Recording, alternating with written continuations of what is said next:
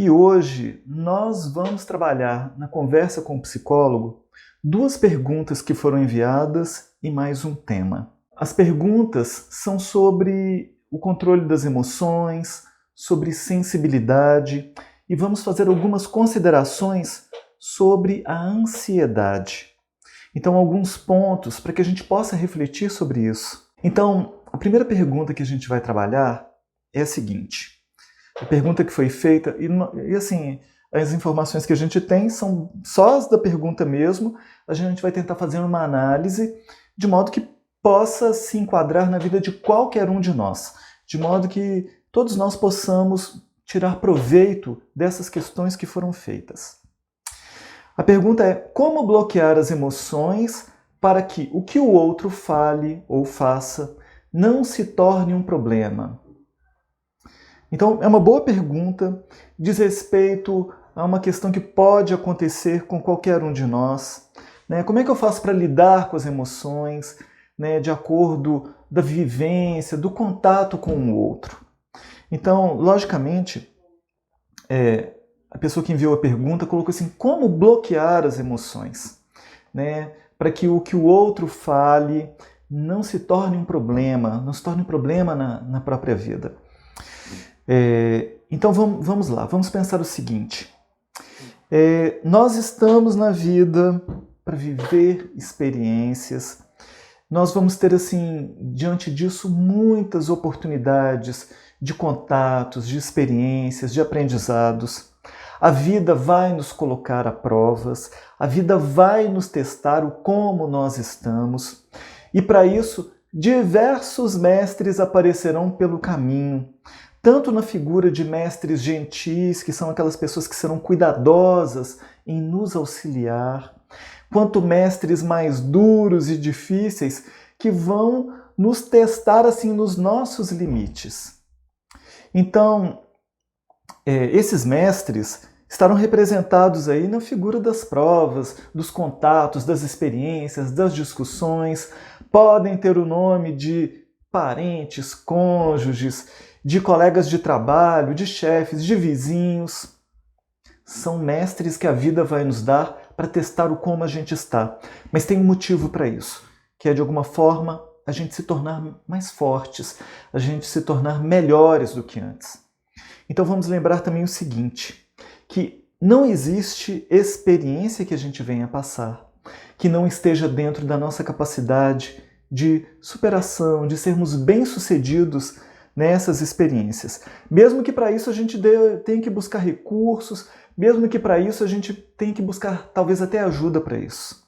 Então vamos lembrar também o seguinte, aquilo que o outro fala, aquilo que o outro faz, no primeiro momento, é responsabilidade do outro. Mas o como eu lido com isso, aí já é problema meu, é responsabilidade da minha parte. Então, a pessoa que fez a pergunta falou assim: como bloquear as emoções? E a gente vai lembrar o seguinte, as emoções, elas estão presentes no ser humano, os sentimentos também, como derivações das emoções, como um recurso natural que nós temos, que a gente tem que aprender a utilizar isso a nosso favor. As emoções existem como uma necessidade de sobrevivência, como uma necessidade de nos chamar a atenção para aquilo que está acontecendo. Então elas não devem jamais nem serem reprimidas, mas elas devem ser assim direcionadas, devem ser controladas para que nós possamos usar essas emoções como um recurso de energia, como um recurso de despertamento e não permitir que sejam algo que nos desestruturem e não algo que vai nos colocar assim num ponto de desequilíbrio. Nada disso. Então, as emoções, elas são energias que nos orientam, que nos dão forças para lidarmos com as coisas. Então, o objetivo diante do que o outro faça não é impedir o acesso consciente a essas emoções. Pelo contrário, é a gente aprender a amadurecer essas emoções. Eu quero trazer aqui algumas perguntas para que a gente reflita diante das experiências, para que a gente possa lidar melhor com essas situações, como um caso como este, por exemplo. Então, vamos pensar o seguinte: aquilo que a outra pessoa está me dizendo, que está mexendo tanto com as minhas emoções, isso tem sentido? Isso é verdade? Qual que é o objetivo do que essa pessoa está dizendo? Essa pessoa que está me dizendo algo que está mexendo tanto comigo, a intenção dela é me ajudar, é me alertar, é fazer com que eu me torne uma pessoa melhor? Ou o objetivo dessa pessoa é me machucar, é me diminuir? A outra pessoa, ela está reagindo a algo que eu fiz, a algo que eu disse? Se sim, o que despertou nessa pessoa essa reação de modo que agora está me incomodando tanto? O que essa pessoa ela está dizendo é só uma opinião ou tem um fundo de verdade? Então, por que dessas perguntas? Porque o objetivo é que eu cresça, é que eu me torne melhor. Então, eu tenho que tomar consciência desses aspectos. Porque se é só uma opinião da pessoa, uma opinião é só uma opinião, é o que a pessoa pensa. Mas se eu sei que é algo diferente, eu vou me manter tranquilo.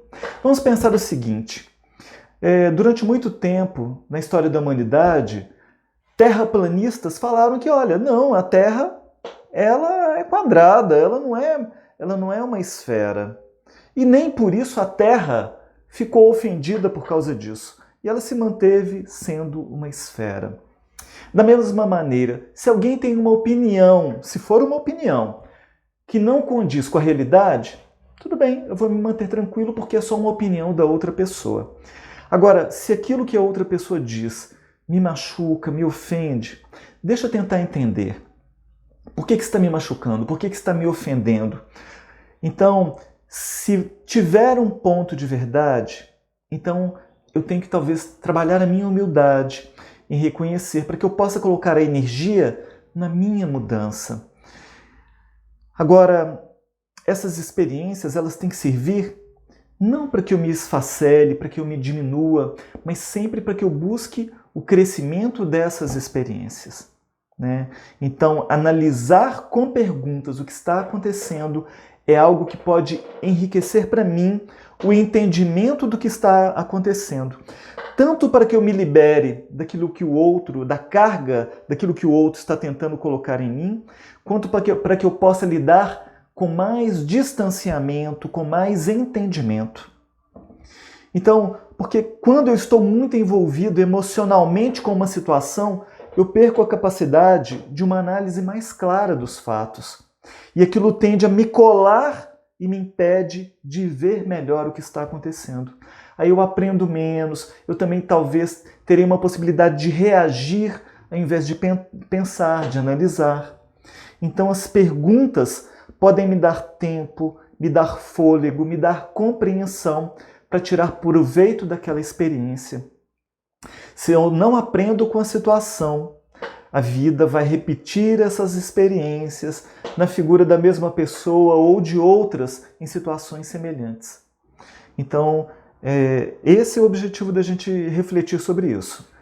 Bloquear as emoções? Não. Mas amadurecer as emoções, amadurecer o entendimento diante delas. Tá?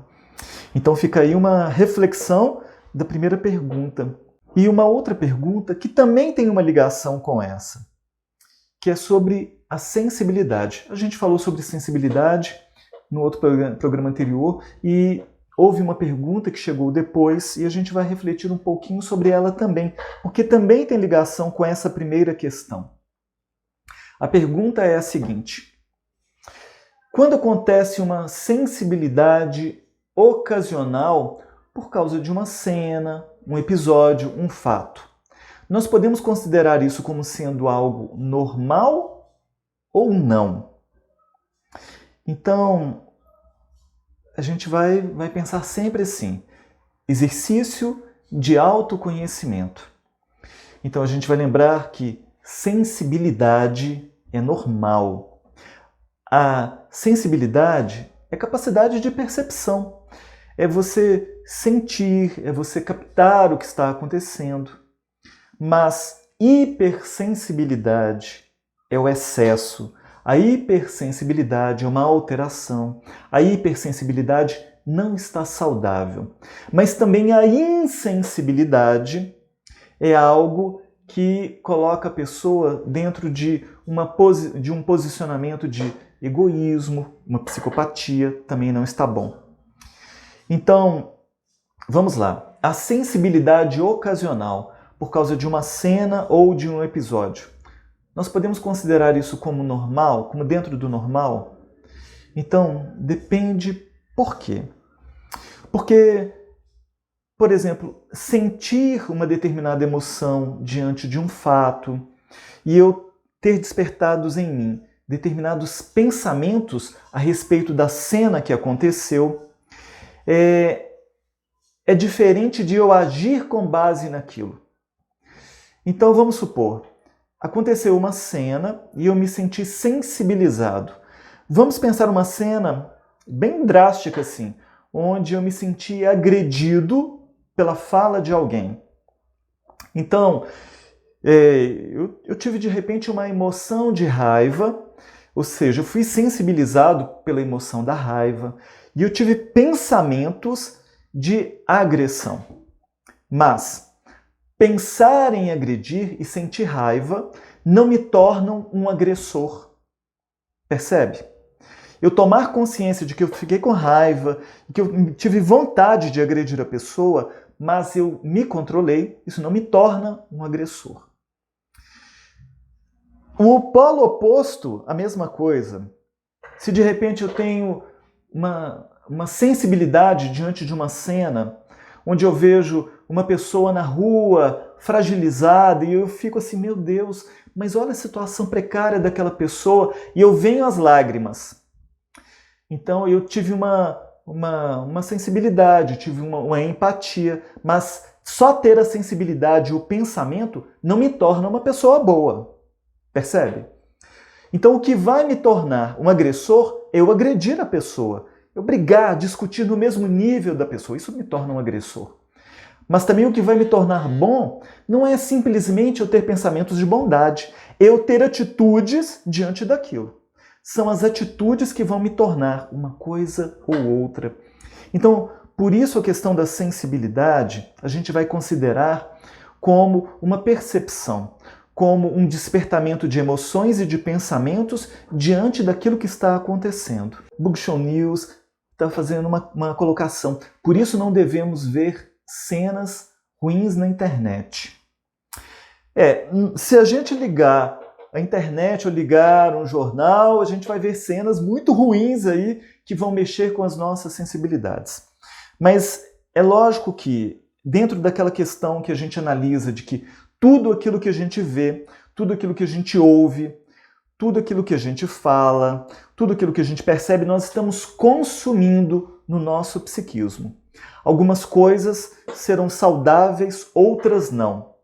Mas, de alguma forma, existem algumas cenas que vão chegar até a gente sem que a gente tenha a possibilidade de escolher. Elas simplesmente vão chegar. Às vezes a gente está na rua e vai ver uma cena. Às vezes a gente está num ambiente e participa de algo que acontece ali. Algumas coisas vão ser boas, outras não. A questão é que algumas podem se tornar um lixo mental se eu não souber reciclar, se eu não souber lidar com aquilo. Então, Bookshow News ainda diz o seguinte, não torna você um agressor, mas pode levar você a agredir sem se sentir. Bom, a gente vai lembrar o seguinte, se alguém se torna agressor, passou pelo crivo da escolha da pessoa. Então, passou pelo crivo da vontade, da ação, da impulsividade, muitas vezes. Né? E muitas vezes a impulsividade ela está tomada de um impulso, de uma emoção que move para a ação. Só que geralmente a impulsividade ela vem sem a reflexão. Às vezes a reflexão só vai chegar depois. Mas o nosso objetivo é a gente, diante de uma situação, termos o tempo suficiente de refletirmos antes de falar, de termos tempo de mantermos a nossa inteligência. Inteligência intelectual, inteligência emocional principalmente. A inteligência emocional é a nossa capacidade de lidarmos com os fatos de modo inteligente, de termos um controle, um discernimento a respeito das emoções, das energias, daquilo que nos afeta. Então, é natural que a gente consiga refletir para pensarmos nas consequências das atitudes. Então, às vezes, a gente tem que se dar alguns segundos para que a razão encontre a emoção que surgiu. E aí as duas, emoção e razão, participem juntas. Isso é inteligência. A Elisângela está dizendo o seguinte: Rodrigo, cada pessoa lida diferente com cada situação. Depende do seu temperamento? Depende sim. Elisângela, cada pessoa vai lidar com a situação de acordo com o ponto das conquistas que ela já fez. Grau de maturidade, grau de conquistas anteriores. As situações, elas vão ser o ponto de prova das conquistas da pessoa. E as conquistas são num nível de interior, de maturidade. Maturidade é diferente de intelectualidade. Então, muitas vezes, a intelectualidade, as conquistas intelectuais podem favorecer a conquista também de maturidade emocional, de inteligência emocional. Mas nem sempre é assim que acontece.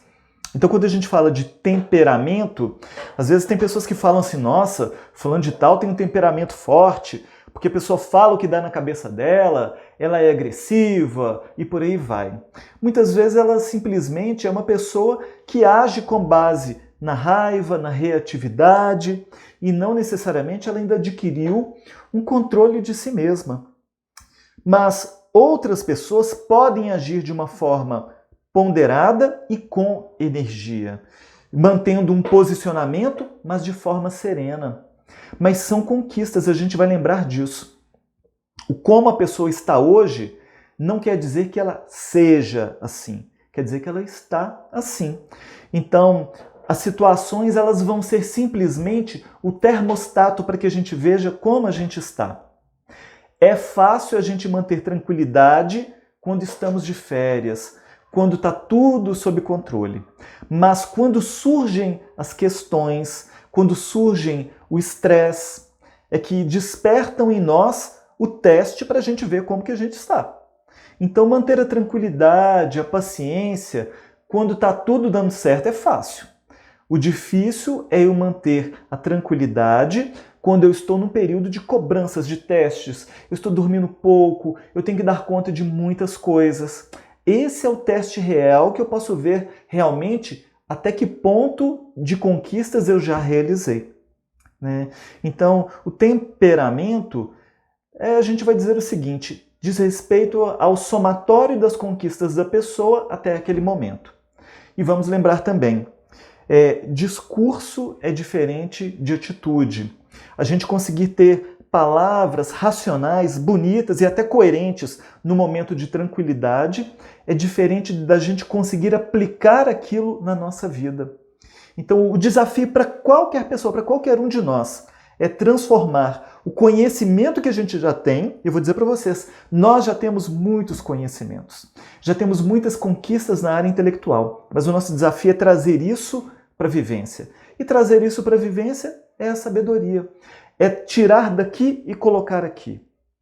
Tirar da cabeça e trazer para o coração, para o corpo, para o sentido, para as experiências, né? Para o saber de cor, sem precisar de pensar e raciocinar.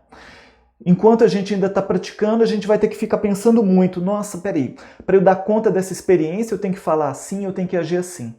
Depois, quando eu já tiver feito tantas vezes isso do jeito adequado, isso estará tão introjetado por mim que eu já saberei de cor, ou seja, já sairá de mim espontaneamente, naturalmente. Mas não tem problema, são processos. Então a mudança da gente vai se dando gradativamente mesmo.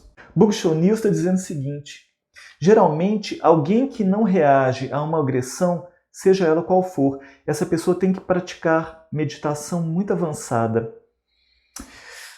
Depende, sabe por quê? Eu vou dizer assim, depende porque existem pessoas que não reagem, mas agem. Então, sabedoria é saber a hora de falar, o modo de falar e como lidar com as experiências. Então, não quer dizer que se uma pessoa pratica muita meditação, que ela vai dar conta disso, não. A meditação vai ajudar. A gente vai estar até na pauta da gente falar sobre isso aqui hoje. Mas a questão é que existe hora para tudo. Existe hora de falar e existe hora de silenciar.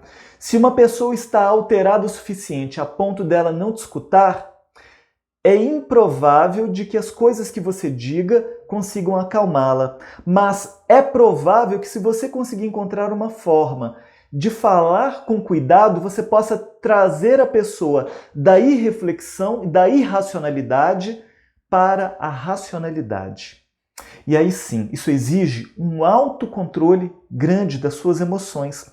Porque o que é mais comum, alguém que está desequilibrado, tirar uma pessoa do equilíbrio para o desequilíbrio, do que uma pessoa equilibrada conseguir puxar a outra do desequilíbrio para o equilíbrio. Mas esse é o desafio. Essa é a conquista que a gente deve almejar para esse tipo de situação. Né? Então, o Coach Latour está dizendo o seguinte, a Coach Latour, principalmente situações repetitivas de convivência, principalmente com família. Essas daí serão situações principais de testes. É mais fácil com alguém de fora, que a gente convive menos, a gente conseguir ter a tranquilidade para lidar com a pessoa, porque a gente geralmente vai ter aquele pensamento assim, olha, é só por alguns minutos, daqui a pouco eu vou embora, não vou precisar mais de conviver com essa pessoa, do que com alguém de casa e que de repente a gente encontra, repete, reconhece e a gente fala assim, meu Deus, outra vez. Então é aquela questão dos scripts que se repetem. Então, quem toma consciência, que somos nós que estamos nos responsabilizando pela nossa capacidade de lidar com as situações, para que a gente possa lidar com as cenas, com aquilo que vem do outro, com equilíbrio saudável. Então nós deveremos aprender a sair do script das repetições. Dentro da família, isso é muito comum, relações simbióticas. Então um age, já desperta no outro exatamente as mesmas repetições de antes, as mesmas emoções, as mesmas falas. Mas mudar é conseguir um distanciamento, uma visão e aprender a dar respostas diferentes. Quando você dá respostas diferentes, o outro vai ser obrigado a fazer perguntas diferentes. E aí as coisas vão começar a mudar. Mas em família, dentro de casa, é o desafio maior. É mais difícil do que fora. Isso é verdade. Então Frutati está lá perguntando como trabalhar sentimento versus sensibilidade. Então, é isso que nós estamos trabalhando aqui. Tem a ver com isso aqui que a gente está falando. É importante sentir, é importante ter a sensibilidade, mas não a ponto da gente se desequilibrar. É importante eu me manter sensível às coisas, mas não a hipersensibilidade que faz com que eu me desmorone diante de qualquer coisa, que faz com que eu me desequilibre, perca a fala, perca o raciocínio e me coloque como uma pessoa frágil diante das situações. Não, a sensibilidade não me fragiliza. A sensibilidade me coloca com uma capacidade de perceber de forma mais ampla o contexto. Então, sensibilidade é saudável. Mas a gente vai lembrar sempre que emoções e razões, emoção e razão têm que participarem juntos. Não é ou emoção ou razão. Não é, ai meu Deus, se eu tiver emoção eu vou ser incapaz de ser racional. Não. A parte racional tem que conviver junto, tem que estar presente junto com o aspecto emocional. Então, não são polos opostos, são polos complementares. Emoção e razão são polos complementares e que têm que participar junto. Vamos lembrar o seguinte: é importante a gente sentir, é importante a gente aprender a nomear aquilo que a gente está sentindo, mas, por outro lado, vai ser o aspecto racional que vai ajudar a controlar o emocional. É assim que funciona. Nós somos seres emocionais, mas nós teremos o controle das nossas emoções, da nossa sensibilidade, na medida que o lado racional venha modular também aquilo que sentimos. Então percebe como é que os dois lados são importantíssimos para que nós sejamos seres completos, inteiros. Esses dois polos têm que participar. Se nós quisermos acessar em nós a potência que nós temos, nós seremos potentes, não é onipotente. Onipotência é um desequilíbrio também, é potência. Nós teremos que acessar essas duas potências da nossa alma, razão e sensibilidade. Então, o lado racional que vai pensar, que vai analisar, com o lado de sentir. Então, um vai dar o direcionamento, o outro vai dar o combustível. Um vai dar a capacidade de perceber e o outro, então, vai conduzir a nossa vida. Então, os dois têm que participar desse aspecto. Então, razão, sensibilidade nas relações, a forma da gente se equilibrar, se é normal ou não. O que vai ser normal, a gente vai sempre considerar. É até o ponto que eu esteja estabilizado e não que eu me desestabilize. Surgir uma emoção diante de uma situação é natural. Eu sou um ser de sensibilidade, é natural que surjam as emoções.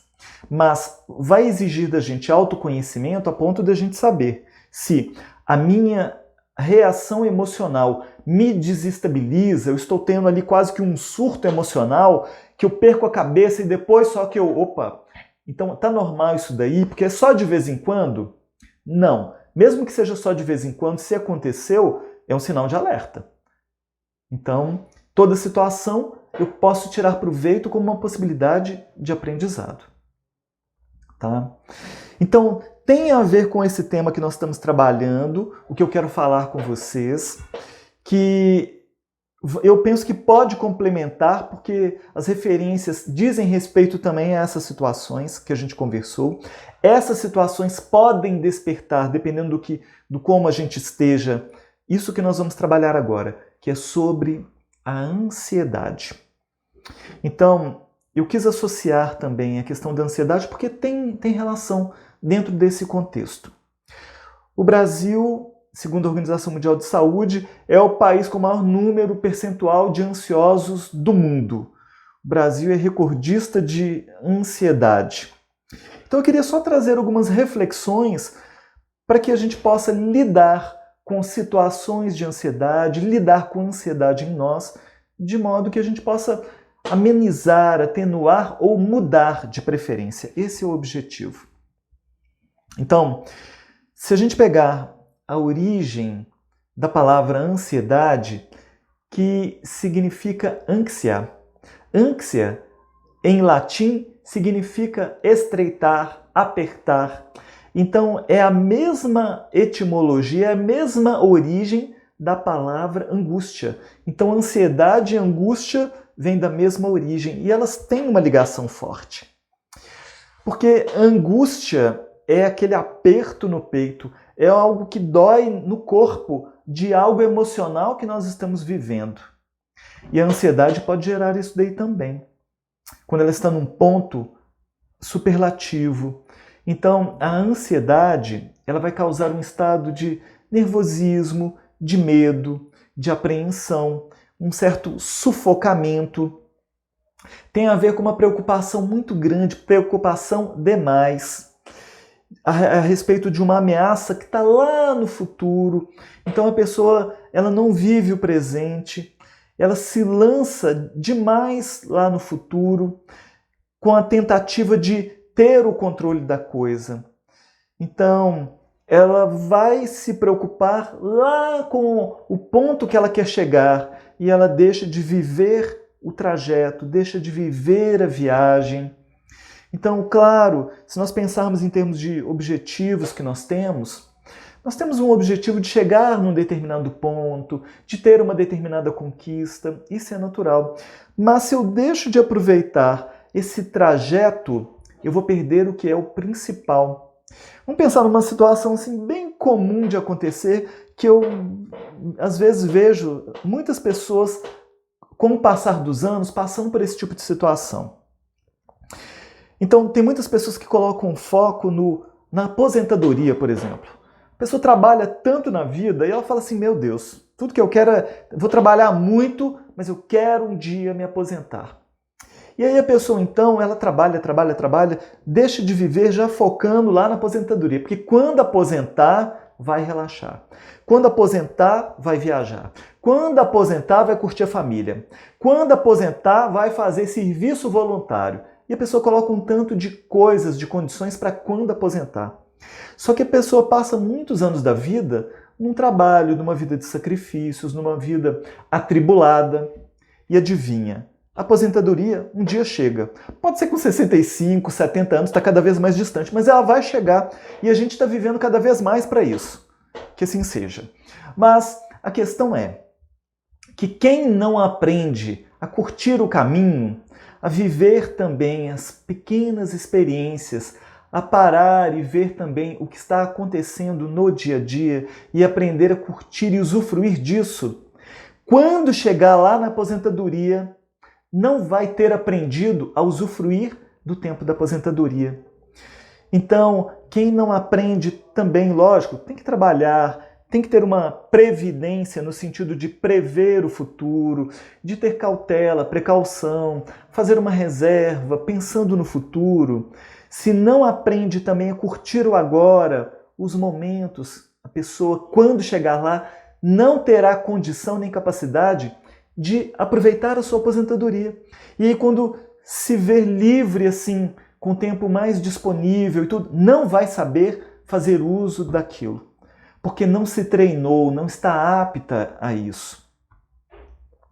Então, vão surgir inúmeros sintomas lá de coisas que a pessoa já vivia antes, ela vai repetir os sintomas.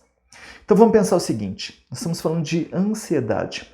E a ansiedade tem alguns sintomas que vão aparecer comumente. Né? Medos irracionais, a pessoa ela fica com uma expectativa ruim, a qualquer momento alguma coisa ruim pode acontecer. Ela começa a ter medos que não são lógicos. Se ela parar para pensar um pouco, ela fala assim, meu Deus, racionalmente eu sei que isso daqui não justifica, mas ela antecipa algo e ela faz aquilo crescer. Ela tem um sentimento de abafamento, sente uma pressão no peito, ela sente muitas vezes que ela pode explodir, surtar a qualquer momento, no caso mais grave de ansiedade. Ela vive situações de estresse constantemente, inquieta ao extremo, não dá conta de ficar quieta.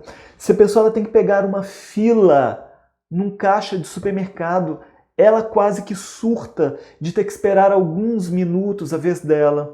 Se ela está no trânsito, ela fica inquieta porque os carros estão parados, ela não dá conta de esperar alguns segundos o trânsito fluir, porque o trânsito está natural, mas a pessoa está acelerada.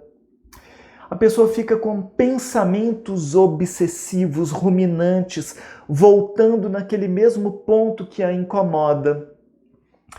Ela tem atitudes e sentimentos de perfeccionismo, ela tem medo de errar, ela fica insatisfeita com aquilo que ela está fazendo, nunca está bom o suficiente, e ela muitas vezes procrastina porque ela tem que ficar revendo, ela tem que ficar refazendo, e ela então tem dificuldades de fluir nas coisas, nas atividades naturais da vida dela.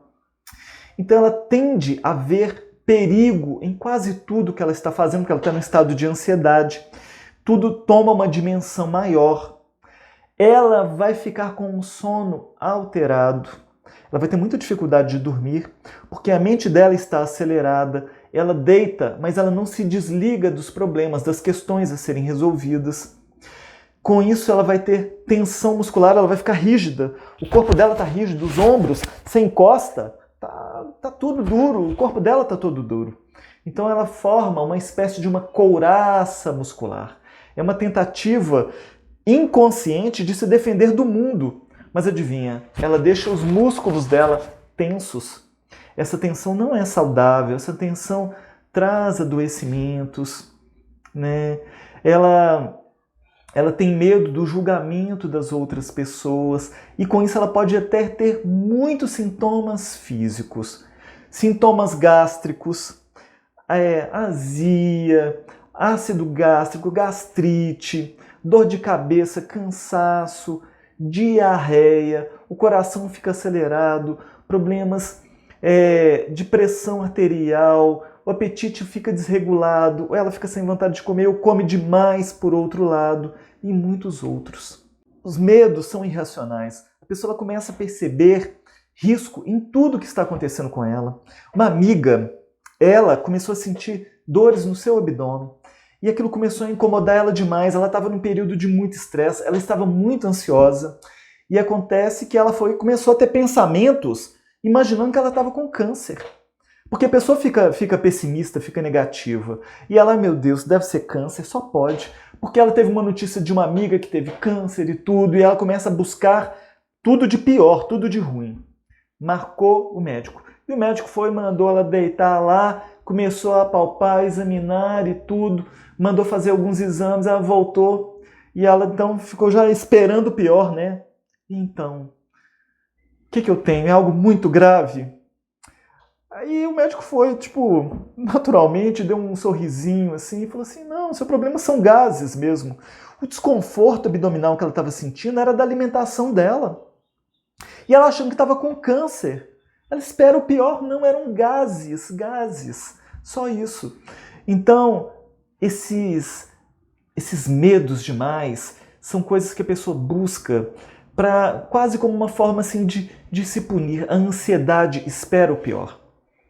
Então, na questão do dormir, a pessoa ela fica num looping de pensamentos, né? Aí ela deita, ela quer dormir, ela está com o corpo cansado, ela sabe que precisa descansar para o dia seguinte, mas aí começam a desfilar na tela mental dela os problemas do dia dela que ela vivenciou e os problemas do dia seguinte que ela tem para resolver. Aí ela vai, meu Deus, começa a resolver um por um na cabeça da pessoa, que não está resolvendo nada na prática. E quando ela termina, o que ela faz? Ela volta no primeiro e começa tudo outra vez. Tem gente que fica num looping de pensamentos assim, vão e voltam, um a um, quando termina, volta de novo. Só quando a pessoa está muito extenuada, aí ela vai e dorme algumas poucas horas, mas um sono mais agitado, menos refazedor. Então, é impossível resolver problema na hora de dormir. Então, é impossível lidar com isso de forma saudável. Então, no dia a dia, muitas vezes a pessoa, em função do trabalho, da necessidade de um reconhecimento, da atividade dela profissional, por causa dos pares, das cobranças dos superiores, a pessoa tem que se destacar, o mundo cobra dela, né, um excesso de atividades. Então, isso daí pode deixar a pessoa acelerada nos pensamentos, acelerada nas atividades, acelerada num excesso de ocupações o tempo inteiro, e ela leva isso daí para a vida. Uma coisa do trabalho é levada para a vida. E a pessoa muitas vezes com o sentimento de que fazer muito é se tornar produtivo, mas isso daí não é verdade. Muitas vezes uma pessoa que está tranquila e centrada, focada, consegue às vezes fazer em 2 horas o que uma pessoa que está agitada faz às vezes em 8 horas. Então, produtividade não tem nada a ver com correria.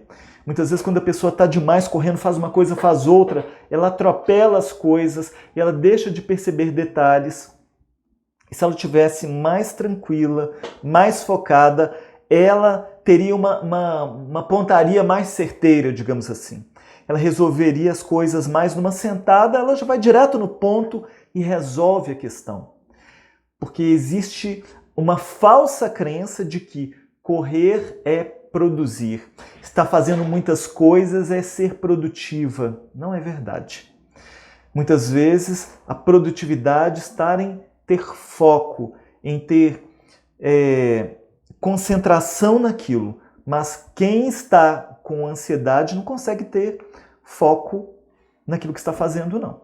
A ansiedade impede da pessoa focar em algo. Ela começa a ver, ela fica ansiosa, a outra coisa já chama atenção e ela tende a pular muito de uma atividade para outra, nessa tentativa de se enganar de que tem que produzir ou que está produzindo.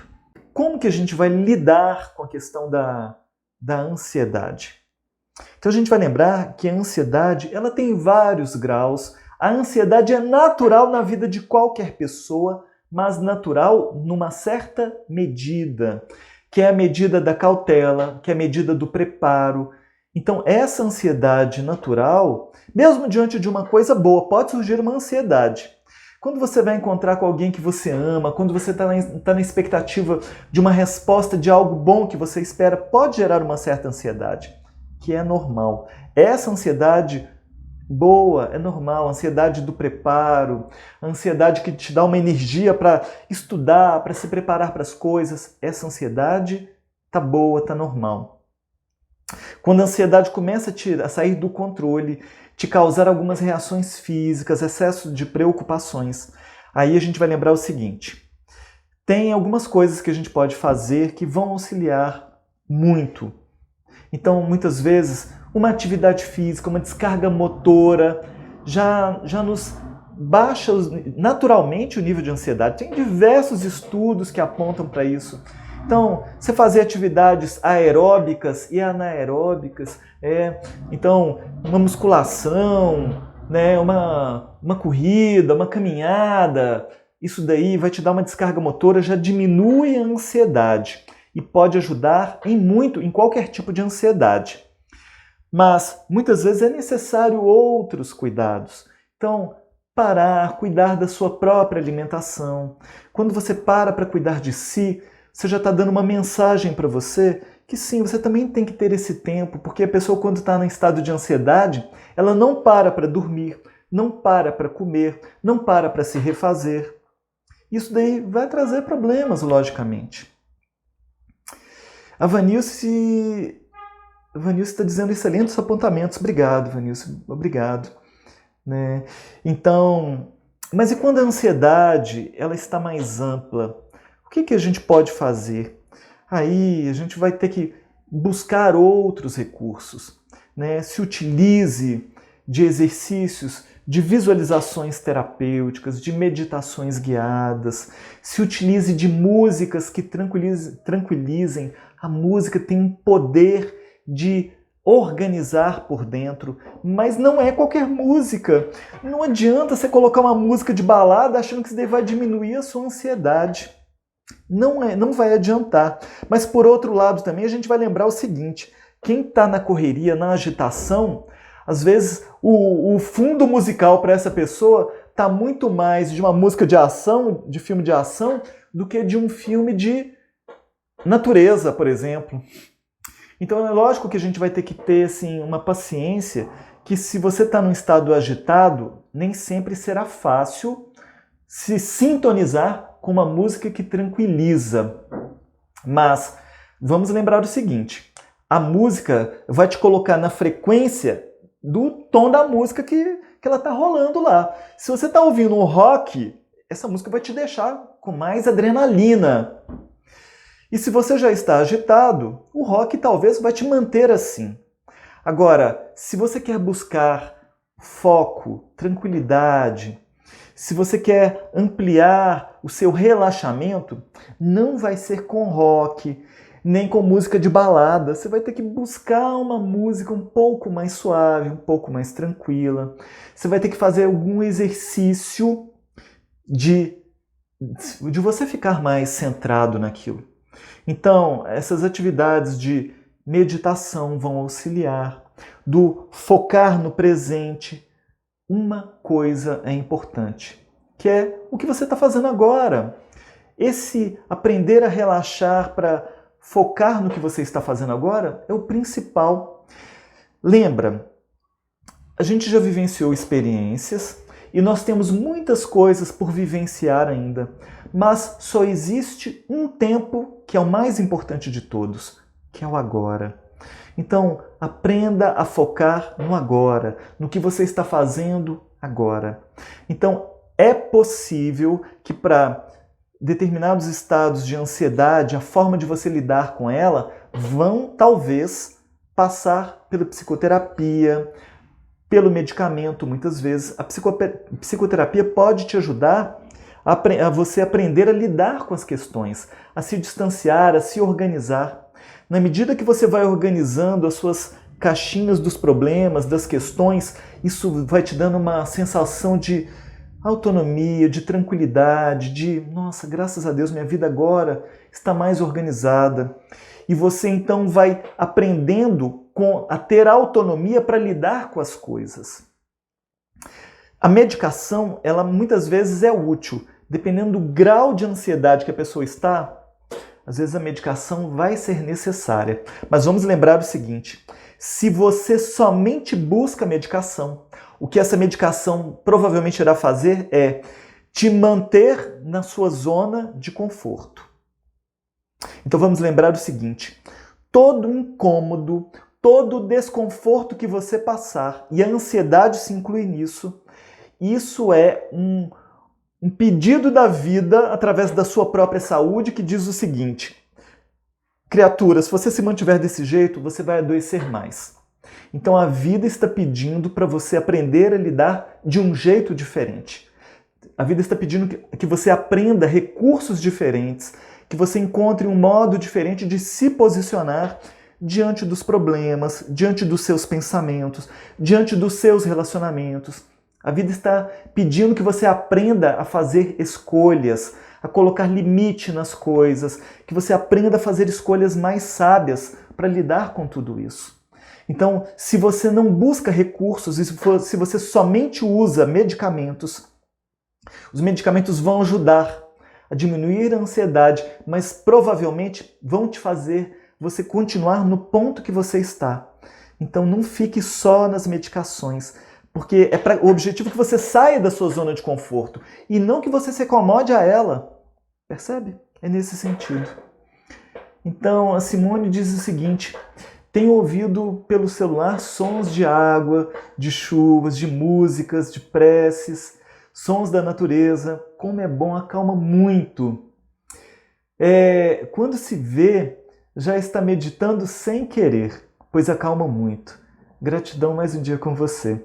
Simone, muito bom você ter trazido aí esse recurso, porque hoje em dia, às vezes as pessoas se prendem tanto nos dispositivos eletrônicos, às vezes a pessoa passa horas do dia lá no Reels, passando, e são bobagitos que simplesmente tiram a pessoa, distraindo a pessoa, mas não agregam em nada. Às vezes a gente tem que aprender a ser uma boa companhia para a gente mesmo.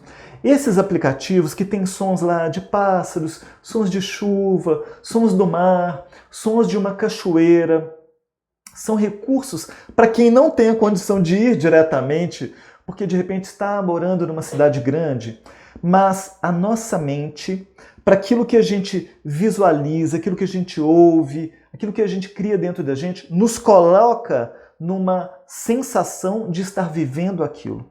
E pode ser um recurso grande para silenciar a mente. A mente do ansioso é uma mente que está assim, pipocando preocupações, pipocando pensamentos e de um modo muito negativo.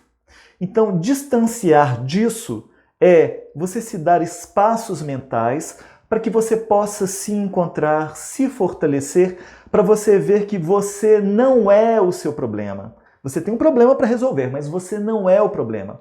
Você tem emoções para trabalhar, mas você não é as suas emoções. Você não é os seus pensamentos e assim por diante.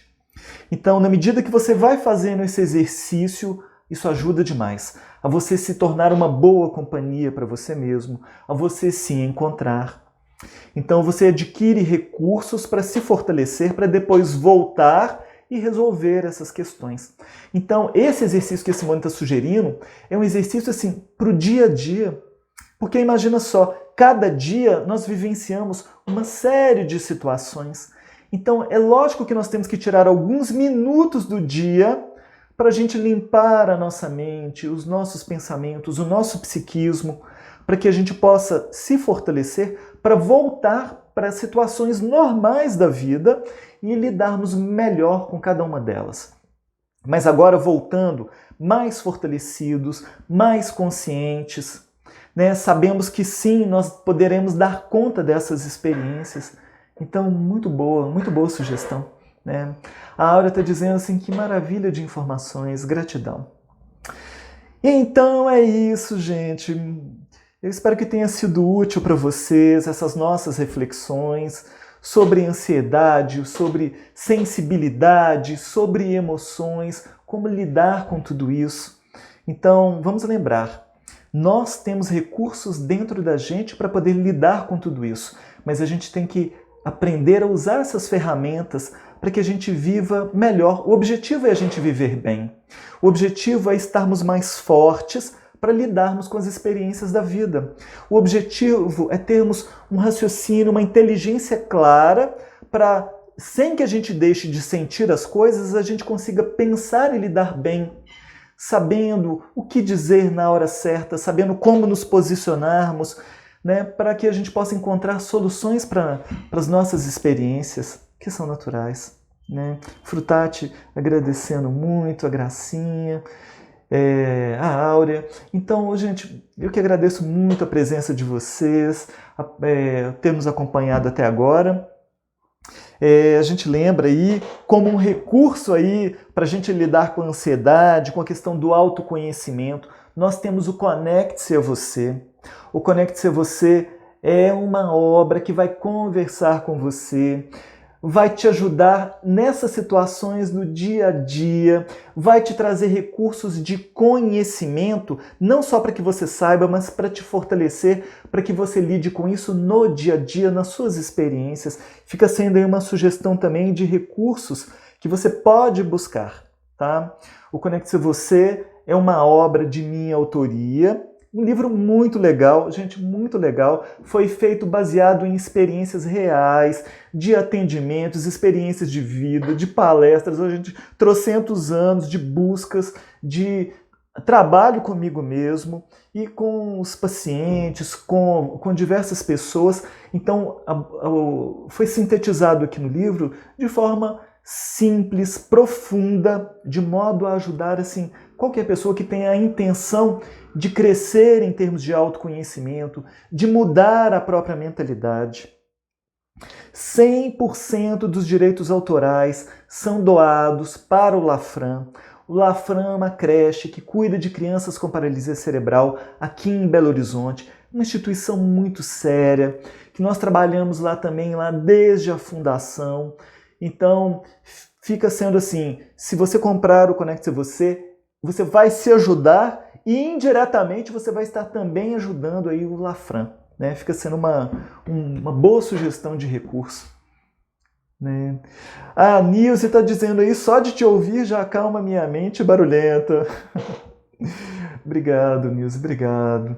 A Gracinha está dizendo que vai ler de novo. Leia, Gracinha, leia sim. Gente, muito obrigado pela sua presença e eu te vejo então na próxima quarta na nossa conversa com o psicólogo. Tá? Um beijo no seu coração. Até lá. Obrigado por ter vindo.